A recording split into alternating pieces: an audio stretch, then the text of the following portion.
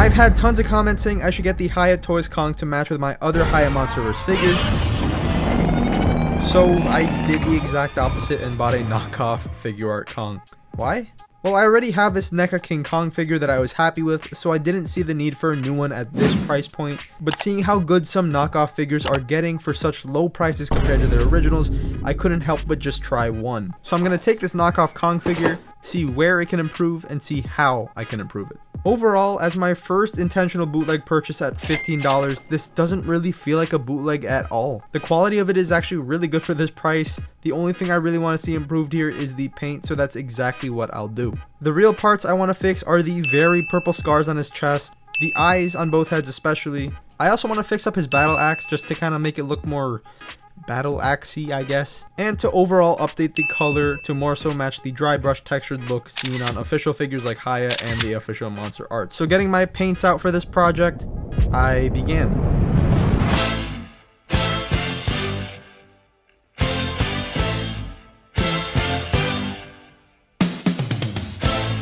While the paint dries, I want to show you guys this awesome product sent over by MechRob. MechRob is a company that began in 2012 with the mission to transform discarded hardware into stunning 3D DIY puzzles for you guys to build.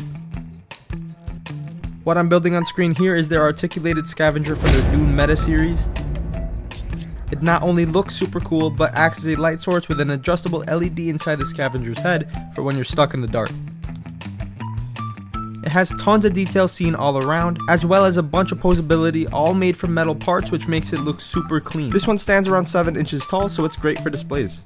If you're looking for a new hobby or a challenge to give yourself, then I recommend their products because it's pretty fun, and they make it as easy as possible to learn with the instructions they provide. Like I said, this is not their only product that they offer. They have way more 3D puzzle options, ranging from easy to difficult ratings, that act as amazing display pieces, and I highly recommend you guys go check them out using the link in the description below, or using my code Jakobe5FF if you want 5% off on the scavenger. Thank you to MechRob for sponsoring today's video. Now let's go check out the finished custom figure. So looking at the final product, I'm pretty happy with it. I think it's a step up in my opinion, especially from the way it started. The original just had one brown solid color all around with a very dark chest, so I gave it more texture and more lifelike colors like I said I would. This was my first time really dry brushing all around a figure. I've done it in small portions but never the entire thing. I took a mix of light brown and orange mixed with brown to kind of give it that Kong look. I also did my best to find a good blending point for the chest and the hair to kind of mix.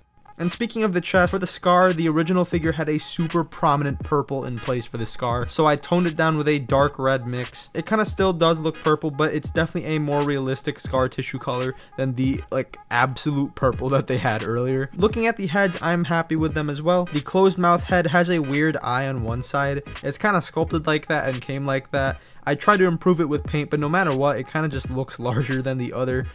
As for the open mouth head, I have no complaints with this one. I think I did pretty good on both eyes, and the teeth don't look too clean either, which is what I wanted. I filled in the unpainted teeth gaps with a kind of off-white color to make it not too clean, so I like how that turned out. As for the axe though, I kind of just put more muted browns all over it, and I know what they were going for with the dorsal fin, trying to do some kind of gradient to make it look cool, but this is a knockoff first of all, but it also just does not really work, even if this was on an official figure. So I took advantage of the silver and metallic look under it and the texturing given to the dorsal plate, and I put a thin blue coat over it to kind of give it this look, which I think works well when Kong holds it. And looking at the updated Kong with a Hiya Godzilla, I think he definitely fits more with the texturing given to the official Godzilla. But yeah, let me know what you guys think of what I did with this knockoff figure. It's my first intentional knockoff figure, and I wanted to see if I could improve it. This is something I want to continue because these knockoffs are kind of getting better, just visually lacking sometimes, and if I could fix that, then that kind of just means I have a knockoff high-end figure that also looks pretty decent.